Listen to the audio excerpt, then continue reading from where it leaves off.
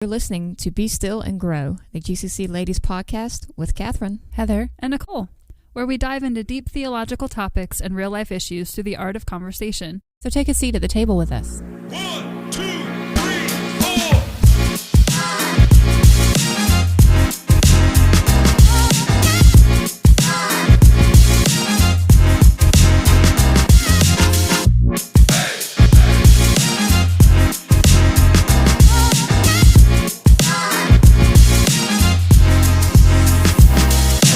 Well, hello. Yep, all three times. Hi. I was trying to say it a little differently instead of like, well, hello. I was like, let me just try a little. I don't know if it's gonna fly. But let me just try it. Well, hello. Welcome to the Be Still and Grow podcast with Nicole Jones, Heather Howe, and Catherine Hawkins, myself. Yeah. Weird saying my own name. Like, and who's this that? other girl. Brought to you by, just kidding. That would be really cool though. We're like, surprise. Brought to you by Heirloom Bake Shop. Oh, hey. Goals. But try an Heirloom. I doubt they listen to this. If you personally know someone who owns or works at Heirloom, we would greatly appreciate it and love their sponsorship. So I'm trying. They're about to open up their new store at the Avenue in Peachtree City. I'm so excited. I'm going to go and get that chocolate sprinkled donut. I'm going to be very happy. So don't worry, we'll go live on Facebook when we do. That would be so cool. That would be cool. Let's do it. But yes, we're not sponsored by them. Just disclaimer. But yes, hopefully one day they would listen. So, well, welcome to the month of March, ladies. Spring is almost sprung. Spring is springing. I love this time of year. It's such a beautiful time. I mean, it's a beautiful time for the world, society, the trees, the flowers, plants. And so I think it's a really cool time of year. And also, I know we're just super excited about, but St. Patty's Day is also in March. Have y'all got all your greenery and like celebrations ready to go for celebrating Old St. Patty? I was about to say Old St. Nick. Yeah, let's go back and celebrate St. Nick again. Yes. Okay. Yeah. St. Patrick's Day is one of those things that my mom always made a big deal about. Really? Yeah, you're Irish. I forgot about that. Yeah. I am also Irish, and I could not care less. That's where the red hair comes from. I guess so. No, given we don't really like play into all of the lore and legend and like all the things behind it, but it has always just been like a family tradition. We get together, everybody dresses up appropriately, whatever. My mom always makes either ham and cabbage or like corned beef and cabbage. And it's just family time. But it's like another Thanksgiving, Christmas holiday just to be together. Yeah, that's true. Are y'all big on the pinching? Y'all, if you don't wear the green. Absolutely. I also have green eyes, so it's like built-in default. So I got green eyes. Perfect. I never thought about that. I need to be telling everybody. I'm like, don't see these eyes? Look at these eyes. They're green. You're green. How dare you look at me like that? My eyes are green. They've been green my whole life. No count. That's no fun. It's like, can't count the cataracts. So. Oh, man. I'm very blind. So my eyesight is struggling. But I thought about too, because like I went to over, what was it? Was it Christmas or Thanksgiving? Maryland. When was Maryland? Thanksgiving. So I had never been to an Irish pub, and so went to an Irish pub there, and it was in DC. Yes, in DC. Sorry, it was fantastic. They had Irish speaking people. That sounded weird to say, but they had like the full accent. But they had, which I've never had before, it's called Irish nachos. So, but it wasn't with chips though. The base was potatoes, and oh my gosh, it was like bites of heaven. And so we have an Irish pub near here in the city of Fayetteville, but they don't have the same Irish nachos. So I'm very sad about that. But I can't even explain it. I wanted to cry as I was eating it. It was so good.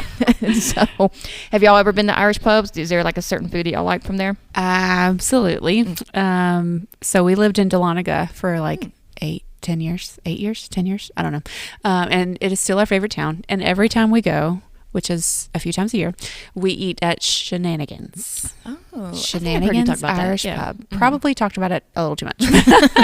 But we always, we go with our our Dahlonega crowd, you know, and it's just like, I'll have shillelagh, and like the whole table gets the shillelagh. Like, it's so good. It's a sandwich on rye bread, but it's got like all the meat, and it's got all like this special sauce on it or whatever, and you bacon, had me at special sauce. and like I think a fried egg, and It's I think you lost her at the front. Yeah. well, I mean, you know me too well. Yeah, I was like, that sounds amazing. Dang. I mean, I'm sure they would hold it. They'd look at you funny, but they would take it off for you. I like eggs, but I don't know if I'd like that on my sandwich though. I don't know. We had a Irish pub, Flanagan's. Okay. In Dunedin, Florida, and they always had musicians come in. It's just a little small hole in the wall kind of place. Yes, but same. Bangers and mash, shepherd's pie, like pretty much any like quintessential European food. Mm-hmm. Like obviously the big hitter, shepherd's pie, being my favorite, but I think I've talked about that before. I think so. I almost feel like the last time we recorded. Well, I was thinking too. It hit me. So good. I was like, I think on our first episode of the ladies retreat, we had talked about food, and I think we had talked about potatoes, because that's what I was kind of like, potatoes. Thank you, Irish people. I don't know if the Irish brought us potatoes, but that's one hard-working vegetable.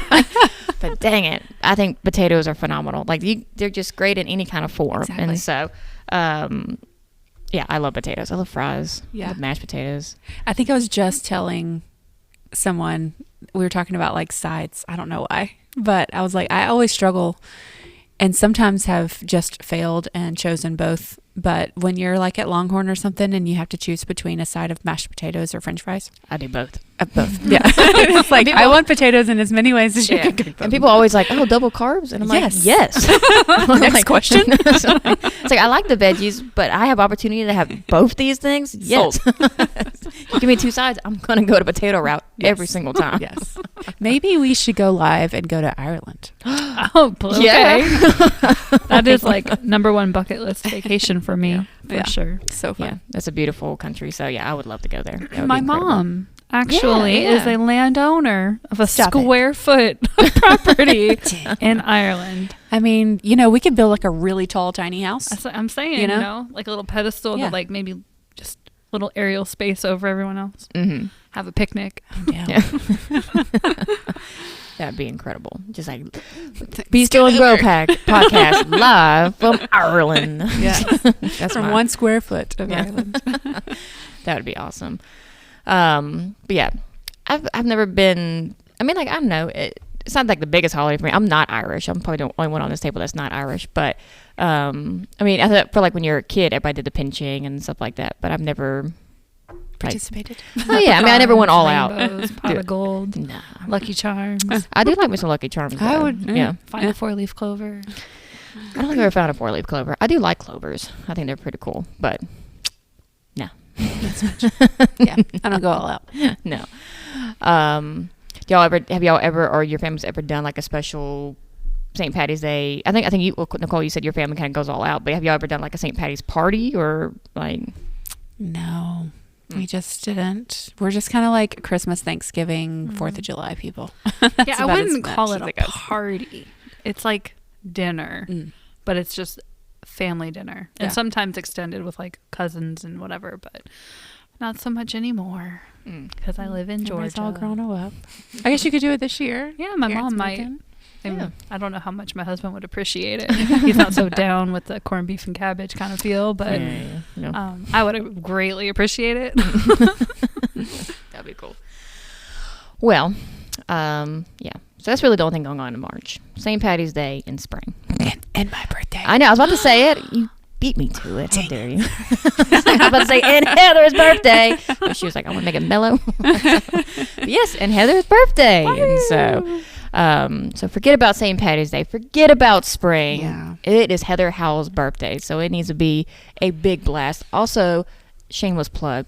For our Gospel Community Church, we have a ladies retreat happening at the end of March. Yes, So if you haven't signed up for that, please sign up for that or tell someone to sign up for it. So, and also for everyone too, before we get into our topic tonight, we will soon, you won't just be hearing us, you'll be seeing us pretty soon. Da-da-da. So we'll be doing we'll be recording video. And so so you have the both options where you can listen to us on wherever you listen to podcasts, or you can go on YouTube and watch us in video in our new studio that Gospel Community Church has built. So I'm so excited about that. Nicole she's doing backflips, y'all. I'm so thrilled about being on video. We have no idea. Oh, I'm fired up about it.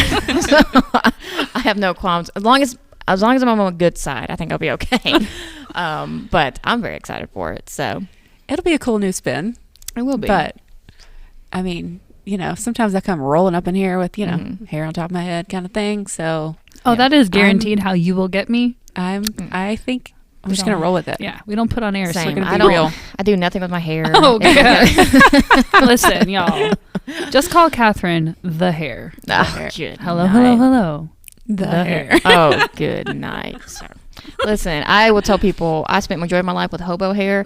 So when the wonderful pastor's wife Chelsea McDonald taught me how to curl hair, she's a hairstylist. Life changing. It changed my life, and I'll never go back. And so my hair doesn't stay straight. It just like I used to have it straight, and I love it. My hair straight, but it doesn't stay that way. It just goes frizzy and crazy, and by the end of the day, it just looks like a hot mess. And so with curls, I can tame it. So curls are here to stay, people. And thus we have the beautiful Catherine Hawkins.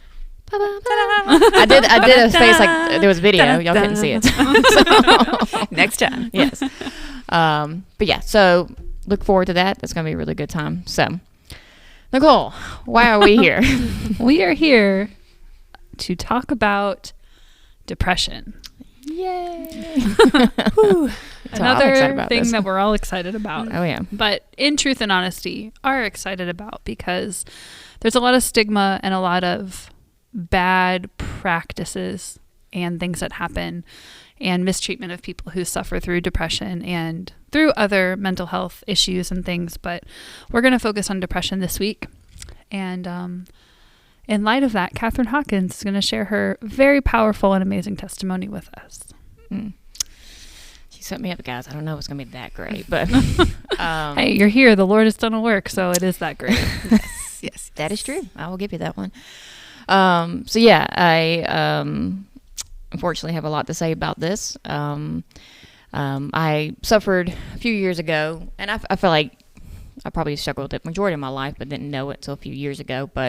And I feel like this is probably going to be something I deal with for many years, and until either the Lord comes back or just heals me completely of it. So, so I a few years ago dealt with pretty severe depression. And so I grew up, kind of start from the beginning a little bit, but so I grew up in and I've said it many times on the podcast, like I grew up in a broken home, and so like all my siblings were addicts, and everyone basically outside of my dad, but my dad had issues as well, but my mom was an alcoholic. She was very verbally abusive and things. And so for us, I learned even as a young age is you hide everything. You brush everything under the rug. This is secret. You don't talk about your emotions. You don't talk about your issues. This is all in the family. You never talk about it outside of that. And so I unfortunately grew up with that unfortunate mindset majority of my life. And so I don't feel like everything really came to head until about 2017. It was like a string of just terrible years. And so in 2017, I lost my dad unexpectedly. And then 2018, I got really, really bad sick that almost took my life. And then 2019, a good friend of the church passed away. And so it was just like year after year after year. And like I said, and I'm a person that I love serving people. I love helping people. And so I am really good at ignoring all of my issues and all of my emotions and struggles so I can help other people. And so, like when my dad passed away, it was, okay, you got to be strong. You have to have everything put together. You got to be there for your family. And then in 2018, when I got sick, it was like, okay, you got to be serving people. You got to help people. It's like I was so sick, like I couldn't physically do things. And so I was like, I gotta get better as fast as I can so I can be helpful and stuff. And then like in 2019, we had a really great person pass away at the church, and it was like, I gotta be there for the family. I gotta be there for the church and people who are dealing through all this. And so I never really took time to process or grieve or anything like that. So and so I think it was at the end of 2019. So mid 2019, excuse me. Where I was living at the time with my family, my mom and everyone were being stupid as always, and we wound up losing the house we were at, and so we wound up finding a new home where we were at. And so I remember getting to that new home and never really felt like it never felt permanent, that I was going to be there long.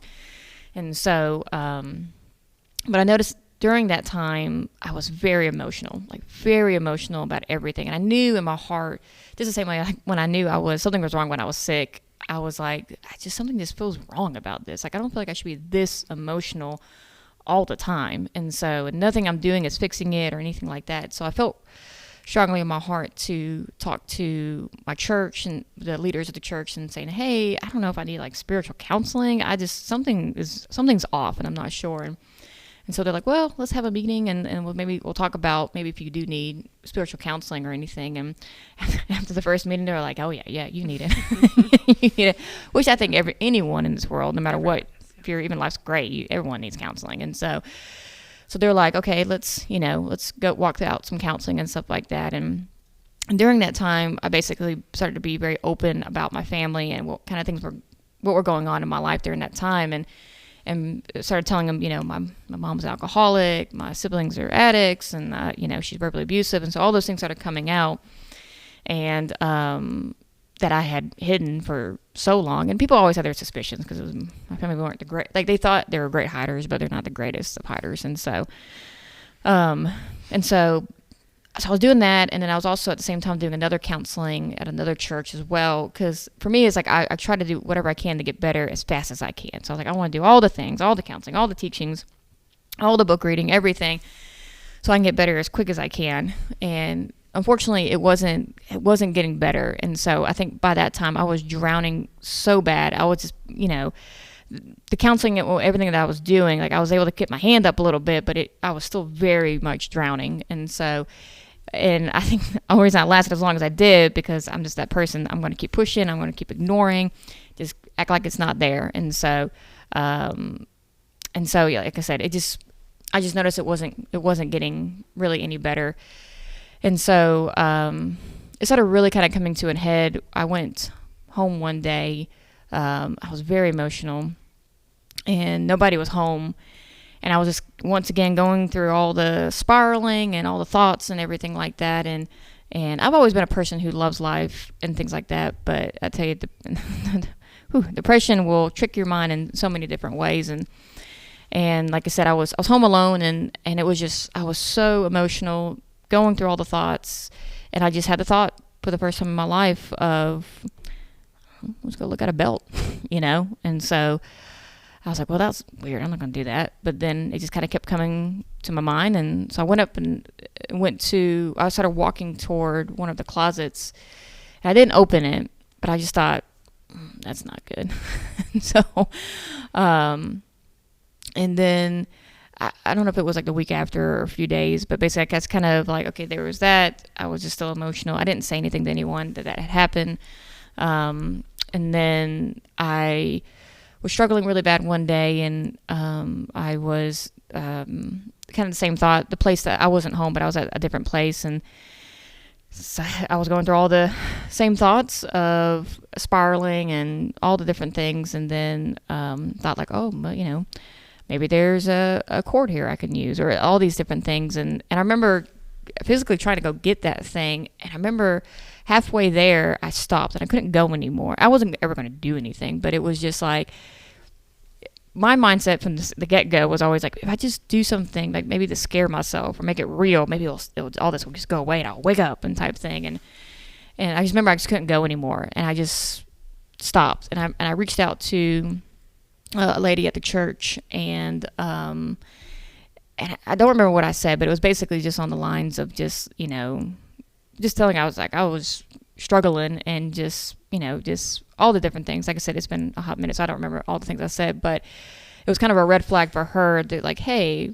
somebody needs to go check on check on Catherine. And so she had reached out to her husband, and so he had came and met where I was at, and was with him and some of the leaders of the church, and they all kind of met with me and just talked with me for a while, and basically said, hey, I think you need to leave your family home. I think it's very toxic, and it's not good for you, and nothing is getting better, it's getting worse. And so God opened up incredible doors with a few families at GCC that let me into their home during that time, and it was a healing time, and still really hard because I was still drowning, even though I was away from where I was at, which was insanely helpful. But by that point, like, I was drowning, and it just, I dealt with, there were so many issues and so many things I was dealing with all at the same time, and then trying to get my life together. It was a hot mess for a couple of months. And so, like I said, there was moments where I felt like I was doing okay, and then there was moments where I was just not doing okay. And so, there was one day that I had woke up, and I knew immediately that it was going to be a bad day. And I went to work, and then I left. And so basically I put a plan together that, like, all right, I'm going to do this thing, and I'm hoping it's going to scare me and it's going to work. And then I'm going to wake up and everything is, you know, back to normal type thing. And so I went to a store, and I had bought a belt, and went back to where I was staying at, and contemplated back and forth that this is really stupid, but also it could crazy enough work. And so basically I just took the belt and put it around my neck, not trying to, you know, basically the goal was to, you know, not in a sense suffocate, but like, that wasn't my goal. My goal was like, maybe, so I put it around and it didn't work. And so I was like, well, maybe if I hold, you know, do a few more seconds and a few, more seconds, and like, maybe that will scare me. And so midway through, like, I'm adding to the seconds, and I'm just like, I'm like, man, this is not good. And so I started, because usually in those moments, you're like, you got to think of something that's going to make you happy, something that's going to snap you out. And for me, one of my things that brings me lots of joy is my niece Hope. And so I thought about her, and it didn't bring me joy. And that's when I knew, oh crap, this is really, really, really bad. And so I once again reached out to a few ladies at the church and basically I was just crying, and I was like, how do you get back? How do I get back to where I was? So when everything was just fine, like, how do I get back? And so the same thing, leaders were like, well, I think we just need to, you know, we need to kind of seek some help. We need to kind of get some, you know, professional help here and stuff. And so I went to a place and just kind of to seek some help for a little while, and so which was very helpful. And so you know, you kind of like have to, you know, I couldn't run anymore, and I was really good at that, you know, of just ignoring all the issues, ignoring all the things, because I just wanted to get better and act like everything was okay. And so like I had to spend a little while of just like, okay, I got to go through all the thoughts. I got to go through all the fears. I got to go through all the things that I'm struggling with, and I can't keep ignoring them. And so it was a beautiful time of just working all that out. And so right after that, I wasn't staying with any people from church anymore, and so I was at a hotel for about a week. And when I was there, like that, as soon as I got there, I was probably one of the saddest I think I've ever been in my life. I was like, I literally just went through all this crap to wind up in a hotel alone. You know, I was like, what was the point of going to all this pressure? I should have just kept my mouth shut, everything.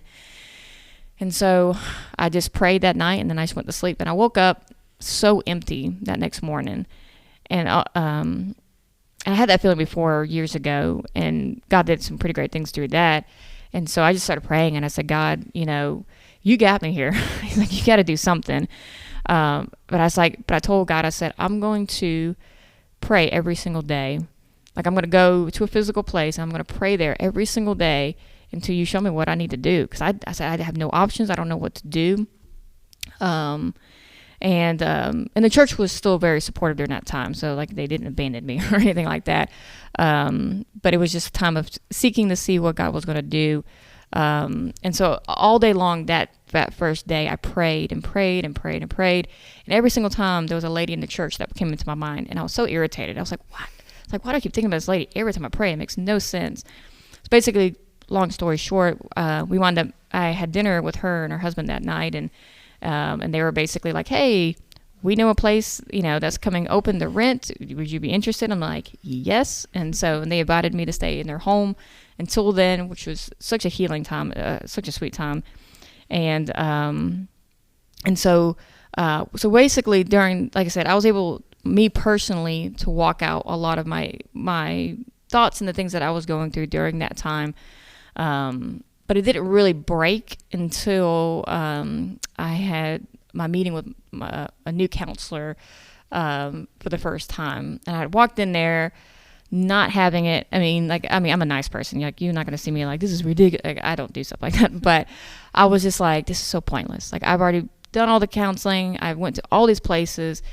Nobody's been, outside of our pastor and her, and his wife, which were so monumental during that time. I was like, outside of that, this is so pointless, so pointless.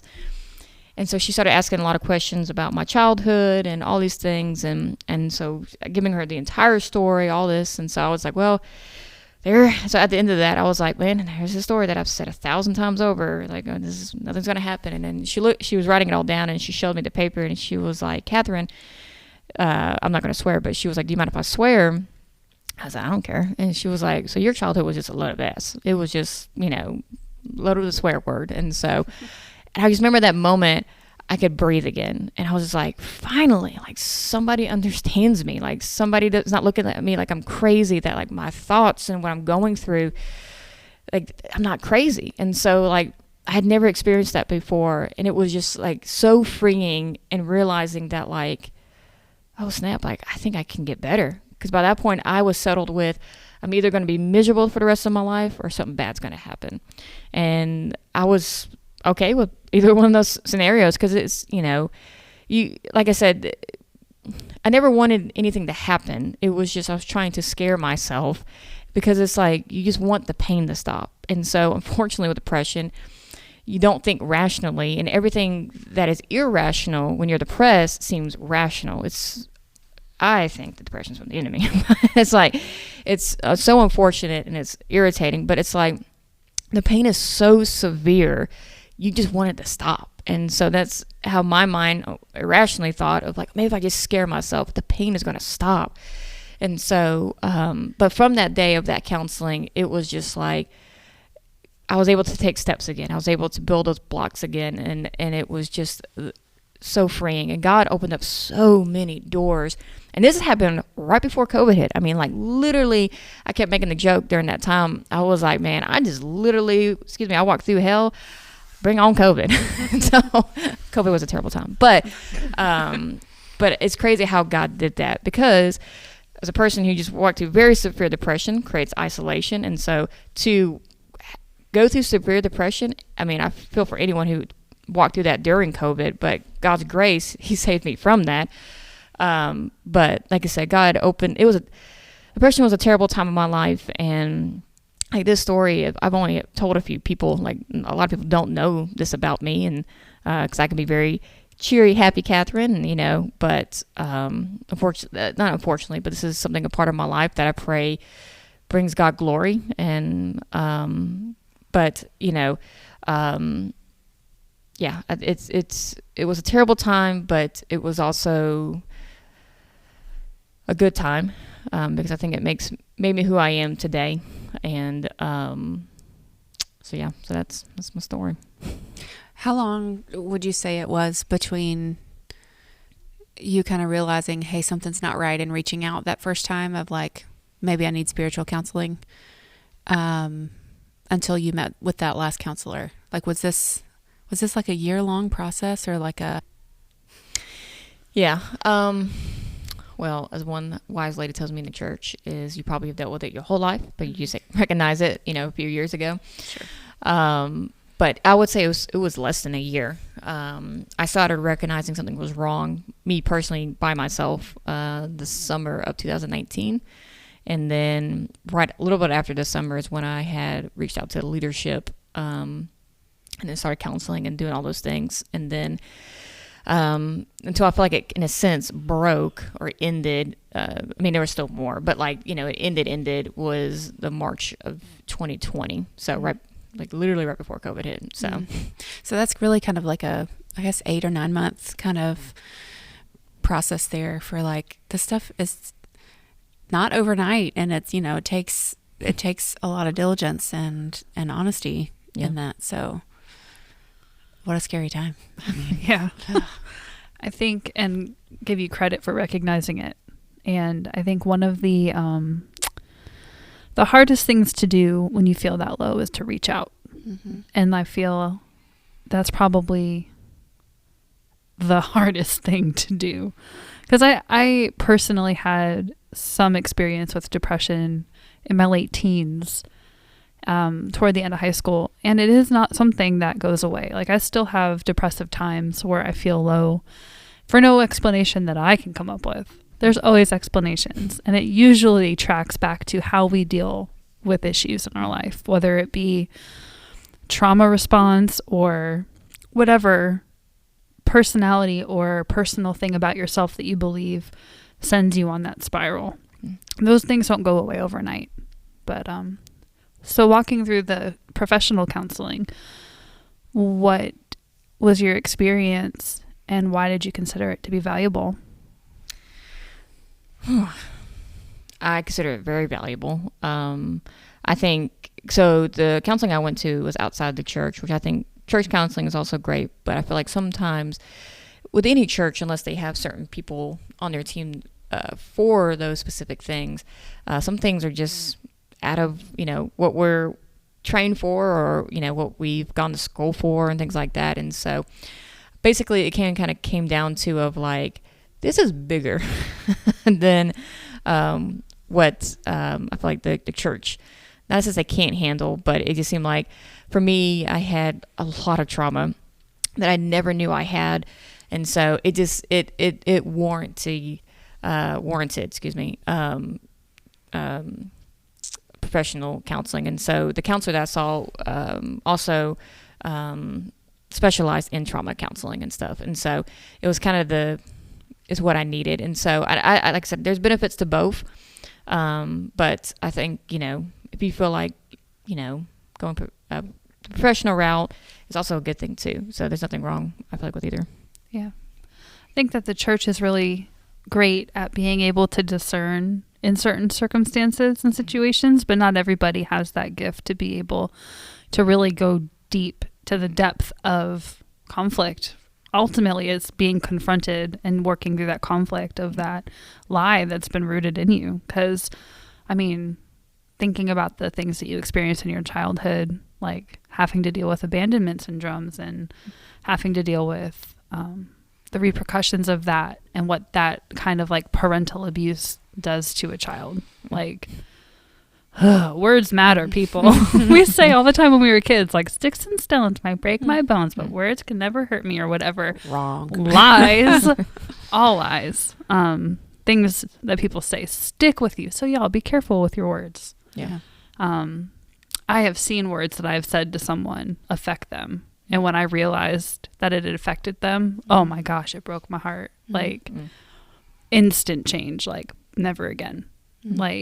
Again, Erica Robinson with the wisdom. Is it true? Is it kind? And does it point to Jesus? Mm-hmm.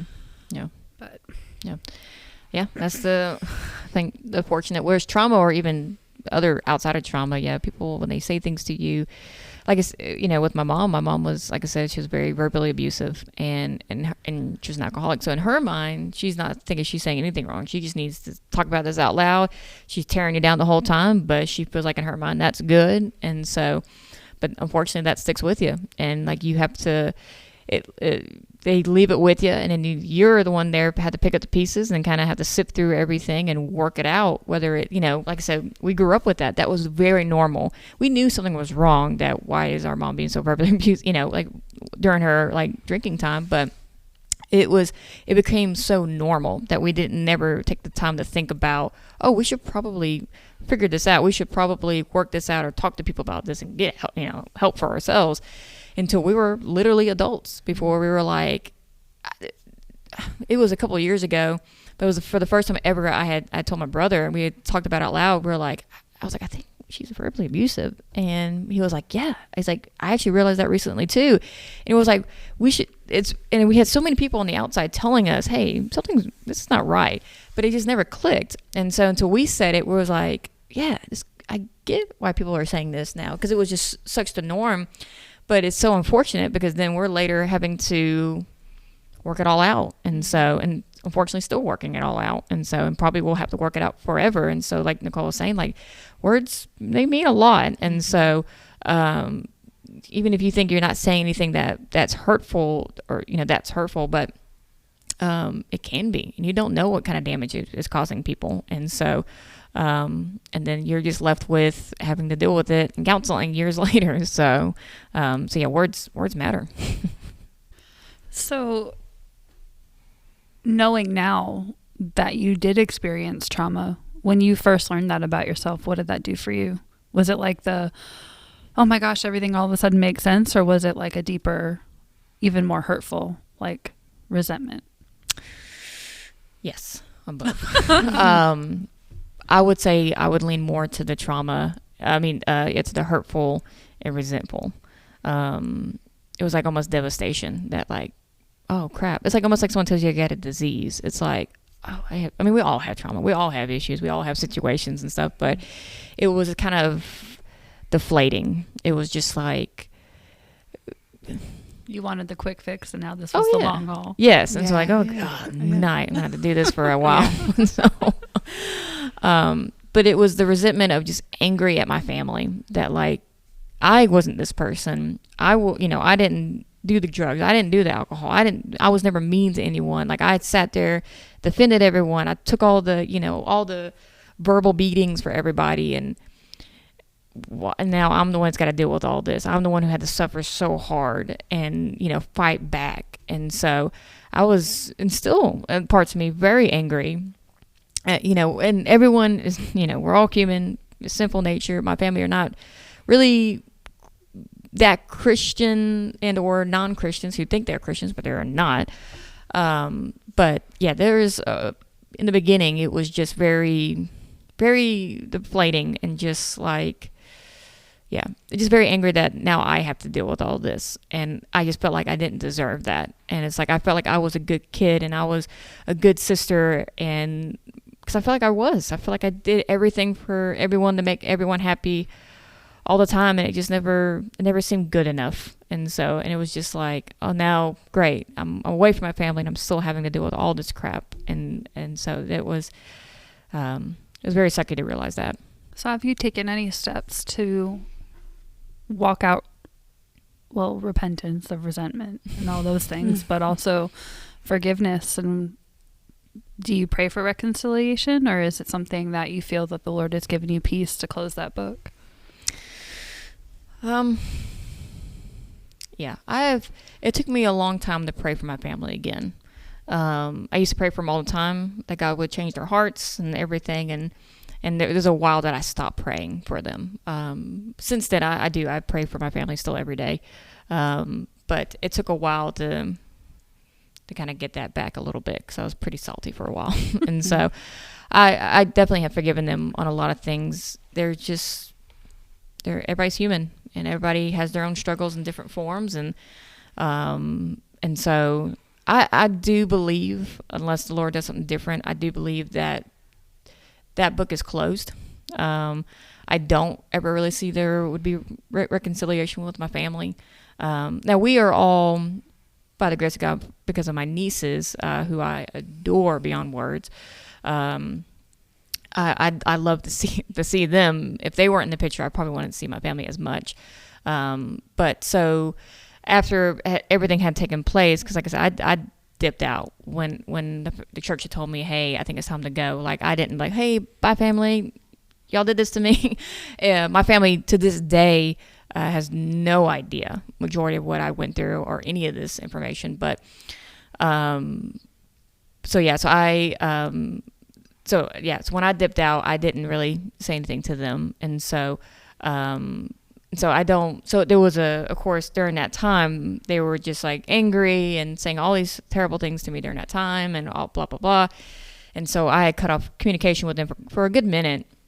But I wanted to see my nieces. So we all talk now, but it's very surfacey. So I put up a lot of boundaries of, you want me in your life? Cool. I'm partial, but unless God does a miracle in their lives, but, like we're going to talk about my nieces, or we're going to talk about very surfacey things. Like, and that's probably been some of the best relationship I've ever had with my family, unfortunately, by keeping it that way. But there's many times my family has tried to go deep or try to talk about certain things, and I stop it. And like, I'm not, and they've tried, and they, I've been on phone calls where they just keep going back to the same conversation. Like, oh, you didn't answer that? We're going to talk about it again. And I'm like, you can keep going, but I'm not playing into this. So I've forgiven them in a lot of ways, but I'm still working on things for sure. And I think I'll probably be working on that for quite a while. So how was that, just leaving your family, making that decision? Was there a final straw that was like, I have to get out of here in order to heal? I have to cut off communication. Like, how did that process go? Was it the most freeing thing you've ever done, and you could feel some healing immediately, or was it real difficult, or like, just how'd that go for you?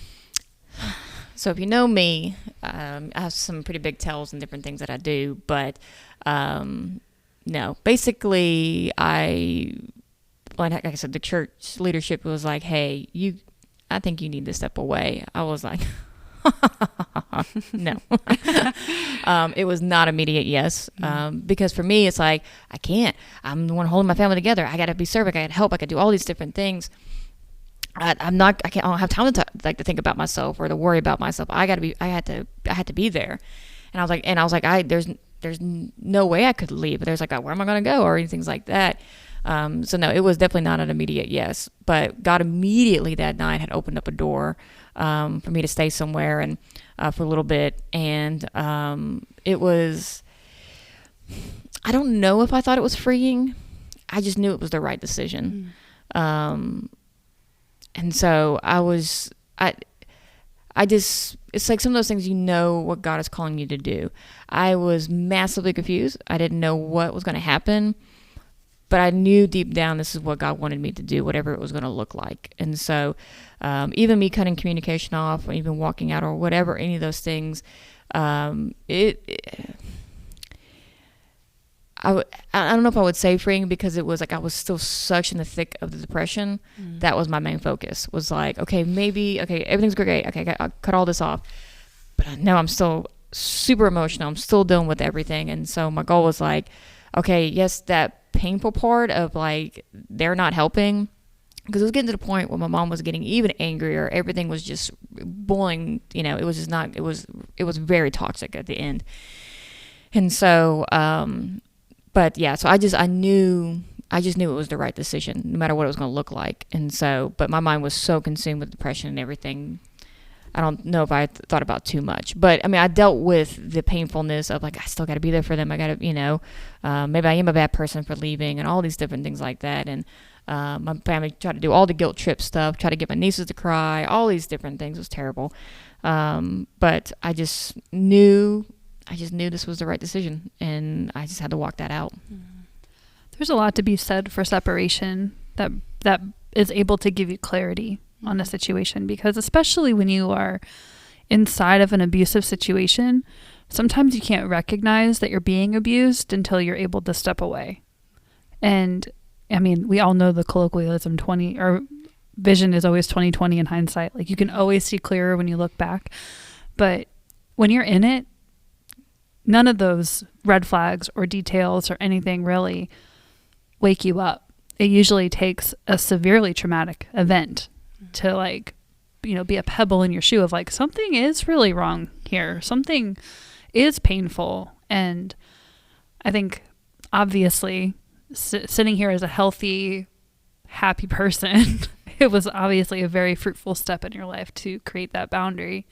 And I think that the heart of any Christian would be a hope for, forgiveness, a hope for reconciliation, but the Lord will do what the Lord does, and it will bring him glory no matter what that looks like. But I also have to appreciate the parallel of the sentiment that you expressed, like, I was the nice one, I didn't deserve this, with none of us deserve salvation. Mm-hmm. Like, none of us, we would all say we don't deserve the suffering that we have to walk through. We don't deserve the trial. We don't, why do good things happen to bad people and why do bad things happen to good people? Like, I've had really close family members even reach out to me like, well, if God is a loving God, why does this happen? Why do children die? Why does this happen? Why is this that? Why is that? And it, I think the knee-jerk response is like, well, we live in a fallen world and it's full of sin and all of that. But ultimately, these parallel the fact that we, all of us, none are good. And without Christ, none of us make it. And just in his grace and in his goodness, he sustains and fosters that relationship and that heart in us where we're even able to believe in Christ, where we're able to make that, it's not a choice, but we're able to recognize that in our life, like that Jesus is real and that he has died for our sins, and there is hope in that, but there is still suffering. And I think that you model that really well, that even with the suffering that you've been given to endure, you model the love and the patience and so many fruits of the Spirit in that to our church. Very much. Thank you. I don't receive compliments well, so that's a whole nother podcast. Yeah. Part 2. Worth. Good night.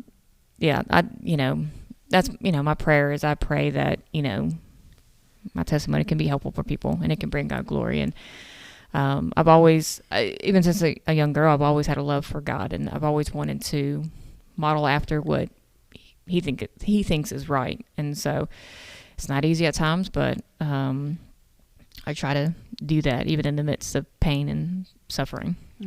And I will say, spoiler alert, today is not the end of the subject. There will be a second edition to what we're talking about today, where hopefully we're able to really hone in on some practical steps that will help people who are in the throes of depression or who are in the throes of dealing with other mental health issues, and where to go to find help and how to find help, and what are some practical ways that we can build behaviors that help us reach outside of ourselves and all of those things. But I remember I must have been 6 or 7 years old, laying in my bed, which was right under my window, with my foot up on the windowsill, looking outside at this bright sunny day and thinking, I should go kill myself. And that is how you know that depression, while not always in every case, but very much is a spiritual battle, because those thoughts don't come just from like the mind of a child. Mm-hmm. Like there is definitely a spiritual influence, and whether it be fallen nature, sin, flesh, whatever, I don't know all the answers, but I can tell you it's not normal for children who, I grew up in a wonderful home, not a broken family, no any kind of abuse or anything like that. So the throngs of depression, anxiety, all of that, it's not just limited to trauma. And if you've experienced or are experiencing these emotions or these highs and lows or drastic things that are happening and you can't relate to a story of trauma, you are still heard and you are still seen, and it is still real. And I know that that's your heart, Catherine, that people would know that, because it's so important when you're in the throes of that low to know that you're not alone. Yes. I when I was thinking about this podcast and talking about my testimony and stuff, and, this was never meant to be like, you do these 3 things and then you're good to go. No more depression. Like just walk out these 3 things, and it is not. I wish it was that easy. I tried. Pray it away. Yeah. Say Yeah. this phrase. Yes. Oh yeah. Speak the name of Jesus, which is all like good things to do, but y'all like.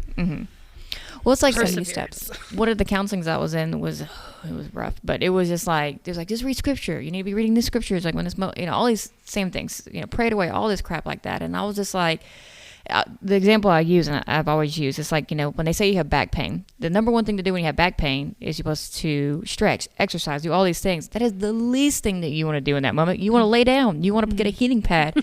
And so like during depression, you're like, that is the least, like it's the right thing to do, yes.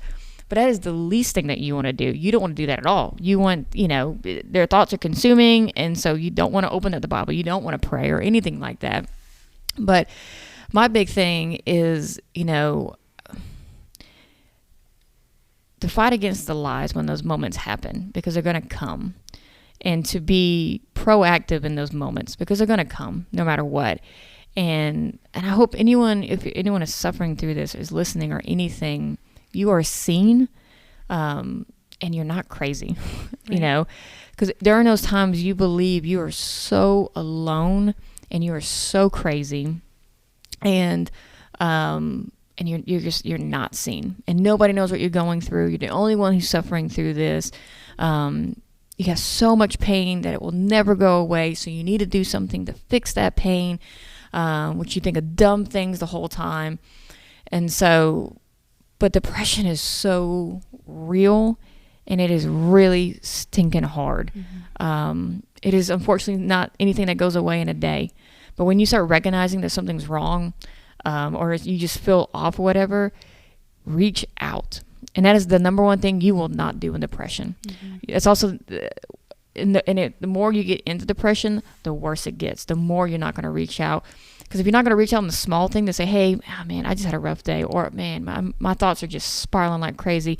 If you don't reach out then you're definitely not going to reach out when you're thinking about, oh, I should take my life. Oh, I should do this. I should do that. Because you think, well, they're not going to be there for that. Why would they be there for this? Like, you think the dumbest things the whole time. But they're not excusable. Their thoughts are still going to happen. And so when those moments arise, reach out. I know you don't want to. I didn't want to. I am horrible at reaching out to people. I've gotten so much better, but I still struggle to this day, because in my mind, I'm like, they don't have time to hear this. They don't have time to hear this again.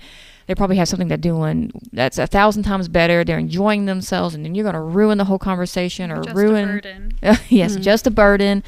You're going to ruin everything by bringing this up. So just you figure it out, stuff it down, and you'll deal about it later. Like I said, the horrible mindsets that I've had ever since I was a kid. And so, but it's so important to reach out, because you cannot do this on your own. You will convince yourself in depression that you can do it on your own. You can fix this. I just need a little more time. I need to do this, or I need to do that. You can't do it on your own. As it says in scripture, and as we say as Christians, we were not meant to live alone on this earth. Christ was never alone. He had disciples. He had all these things. And so, like,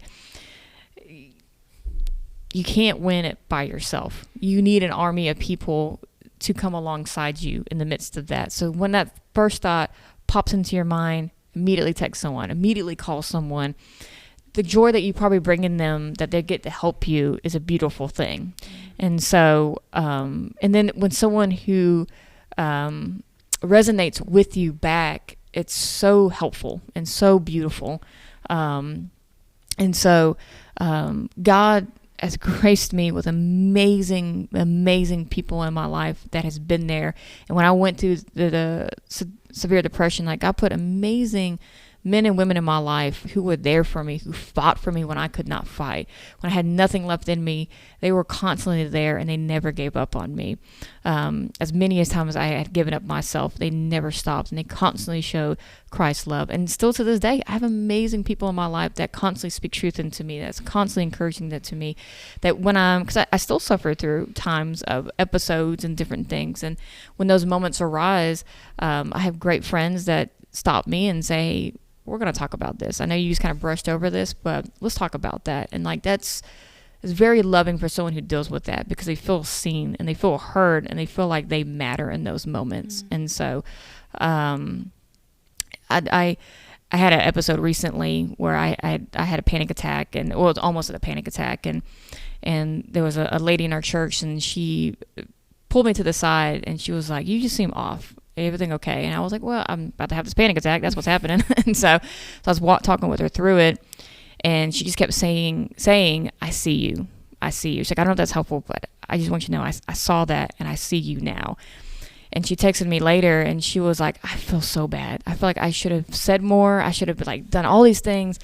And I said, "You actually did exactly what needed to be done at that moment. The fact that you kept saying, 'I see you,' and you recognize that meant more to me than you will ever know." And that's helpful for anyone because you, like I said, those moments you're like, I'm alone. I'm struggling by myself. And for someone to say, "I see you," it was monumental. And so, and that's what encourage. And I feel like a lot of people on the flip side who deal with people who have, and we'll talk about it in the next podcast too, who deal with depression, they don't know what to do. It's like, I've never dealt with it. What do I do?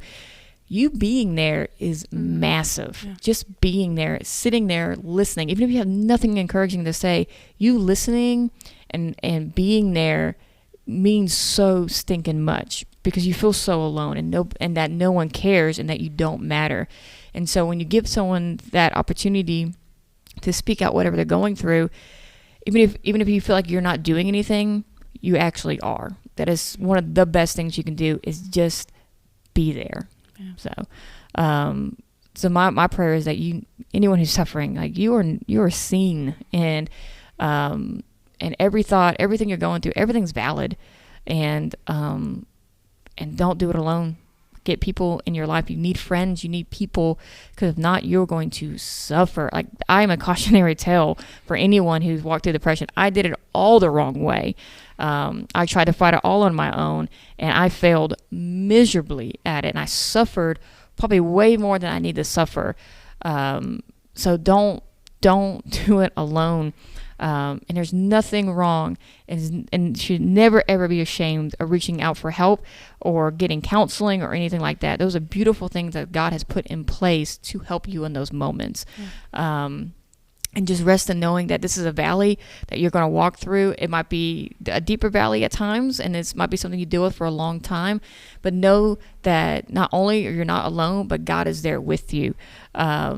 And he's with you in that darkness, and he's walking with you through it. So even if you feel like you have no people or friends around you, you still have God on your side, and he has called this season for a reason. It's not a wasted season, and it's to grow and strengthen you and bring you glory. It's like, I hated going through the depression time, but I'm grateful for it because it grew my relationship with the Lord leaps and bounds, and it grew me as a person in ways that I don't think I would ever have grown if I had not walked through that season of depression. Yeah. And I'm thinking, if you're listening to this today and you're like, yeah, I'm having an okay day, so I don't really need to reach out. I would just encourage you to go ahead and reach out and say, hey, just FYI, let's talk about this. I struggle with this from time to time. And then, when you are having a bad day, this isn't like shocking to people. You already know, like, they know my story. They know they said to text me, they said to call me. Go ahead and let people in on what's really happening in your life, while you are in a little bit more of a clear, state of mind.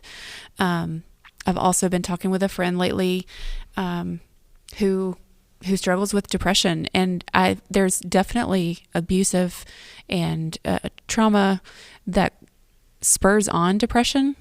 Also, there's depression that's physiological within your body, just like you wouldn't tell a diabetic to go without medicine.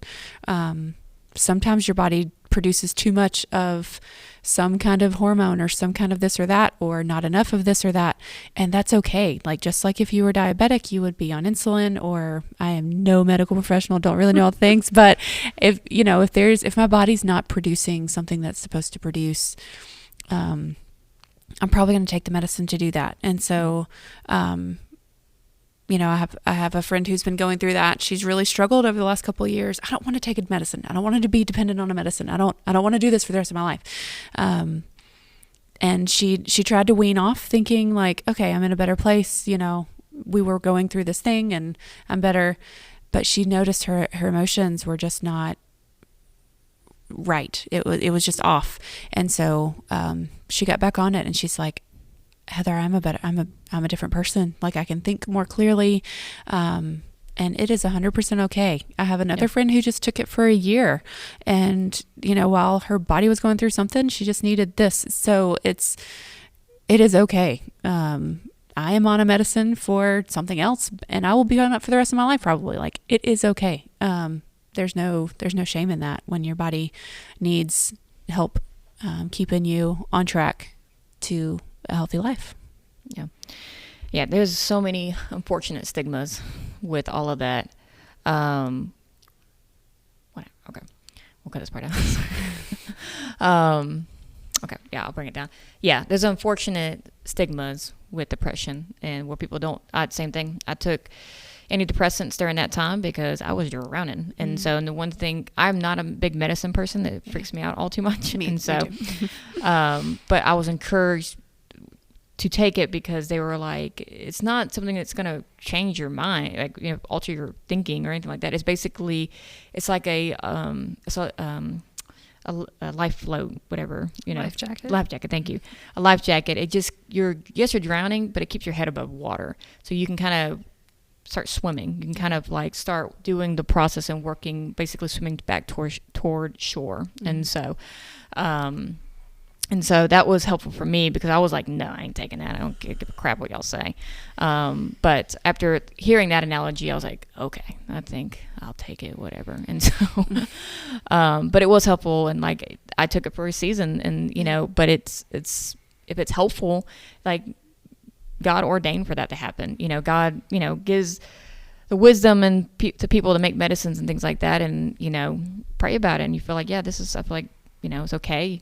It's a helpful tool. And so, but I feel like the world, and there's the stigmas that look down and frown upon that, which is very unfortunate. There's factions of the church that will tell you that, Absolutely. And I think it's just, we do well as a body to just put love first and to really think about what is loving and does it point to Christ? Because like, is taking a medication going to affect your salvation?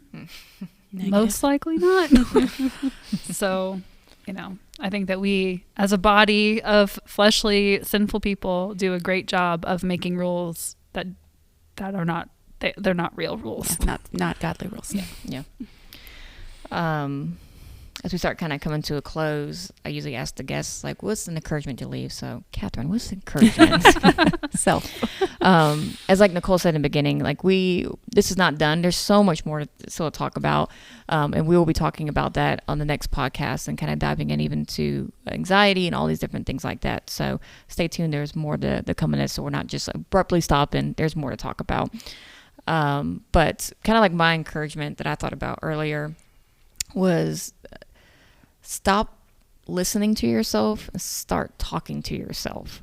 I think so many times we listen to the lies and we listen to the thoughts and we listen to all those things, and that becomes our truth instead of talking to ourselves, meaning not in a crazy way, but talking to yourself as encouragement. It's like, hey, you got this. God loves you. You're there. You're not alone. You do have people. Because when you listen to your mind, because you're not verbally usually saying these things to yourself, you're thinking these things of, oh no, I am alone. Oh, I have nobody, or all these things like that. So when you start talking to yourself, you can combat those things. Right. And, I'm going to butcher it. I know I am, but, our pastor had said this one time, is like, when you're reading the word, like you're basically reading God's thoughts and things he's already said. And so like, you're just repeating those things. And so, and don't isolate. And also know the difference between isolation. I feel like some people are like, well, I'm just going to go alone for a little bit. Okay, are you going alone for a good reason? Are you going alone to, and our pastor from Gospel Community Church, Kirk, also said this, was, if you go alone, if that's like legitimately what you're doing, take that time to say, Lord, because like during those times things start becoming less joyful when you're depressed. And so like whether it's you think about family that brings you joy, to stop doing that, or my job makes me happy, and everything, you lose joy. And he was like, during that time, pray to God to bring that, to start restoring that joy back. Like, show me the joys of my family, show me the joys of my work, or show me the joys of my life and things. When you're in isolation, you're basically you're spiraling, you're self-destructing, you're doing all those things. If you're doing that, like, switch that mindset. Like, okay, I'm isolating right now. Switch that. Instead of you tearing yourself down, turn it to prayer to the Lord of, God, help me during this time to be joyful in life. But like I said, speak truth into your heart, because in those moments you don't want to do that, but it's so important and vital to do that and to reach out to people. Like I said, this is not a podcast of, hey, we're going to give you those 3 quick things. There's a lot of things you need to do, unfortunately, during those depression times or during episodes. Like, there's multiple things that you should be doing. But number 1, I would say, if you were like, okay, well, that seems like a lot, I don't know if I want to reach out or whatever, what's something simple I can do right when something happens? I would encourage you, take a breath, breathe. When you have a panic attack or anything like that, what usually happens in those moments is you start losing breath. Like, you restrict, you're panicking, you can't breathe, everything's tight. Stop and take a breath. And whatever you choose, whether you're going to open up that word, you're going to pray, you're going to seek God or reach out, all those things are great. Just take a breath and then decide, okay, this is what I'm going to do next. Not take a breath, we could go back to self-destruction. Just take a breath and walk in, take that next step into health. And so it will be very helpful. And so, and this is not a forever season.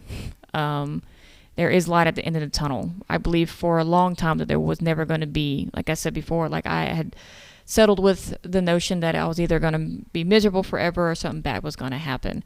I have gotten to the point where I have finally seen that light. I'm still going to the tunnel. There's still moments, and I think I'll go through that for a while in my life, and because I still have trauma to work out and all kinds of different things. And but there is light. And like I said, I can't stress enough that you are seen, and you will get through it. So with that, as we say with every podcast, we hope this is an encouragement to you. We hope that you could take something from it. We say this every time, but if you are struggling through depression, through anxiety, through anything, or just, as Heather said, if you're just having a bad day, like, reach out to somebody. But if you want to have no one, you feel like you don't have anyone, you can email us at BeStillAndGrowPodcast@gmail.com. and we would love to pray with you. We'd love to talk to you. If you have any more questions about what's been talked about today and you want anything expanded on, like, we would love to discuss all that with you guys. So yeah, as that, we love y'all as always. And Catherine, will you pray us out? That's weird. I would like to pray out. Yes. Dear God, thank you so much for this day.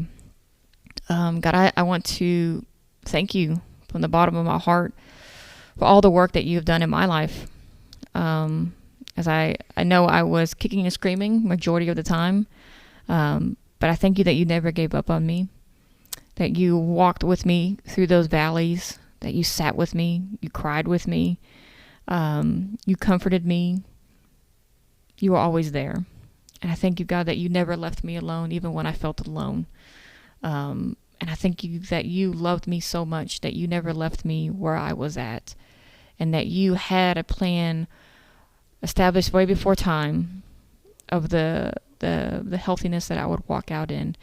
And you had a plan to not leave me in my toxic situation, that you plucked me out for your great purpose. And I pray that through all of that it brought you so much honor and so much glory, Lord God, that it wasn't a wasted season, but it was a fruitful season for my heart, and like I said, to bring you glory. And God, I pray for anyone who struggles with depression, who struggles with anxiety, who struggles with simple thoughts or heavy thoughts, Lord God.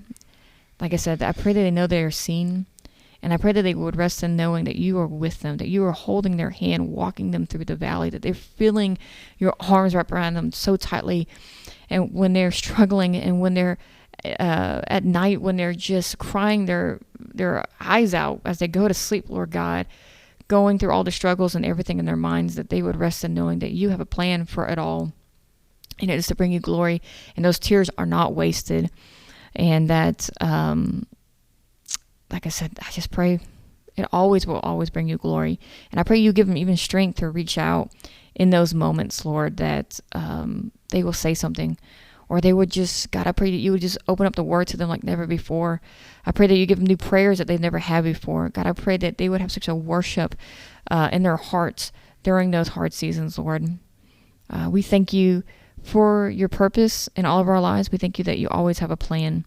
And we bring you, like I said, always all the honor and all the glory. We love you forever and ever. Amen. Thanks for listening. Please email us at bestillandgrowpodcast@gmail.com with your questions, comments, ideas, and prayer requests. For more content from Gospel Community Church, check out the Training Day podcast hosted by David Sandridge. This is Catherine, Heather, and Nicole. Join us next time. We'll save you a seat. Till then, be still and grow.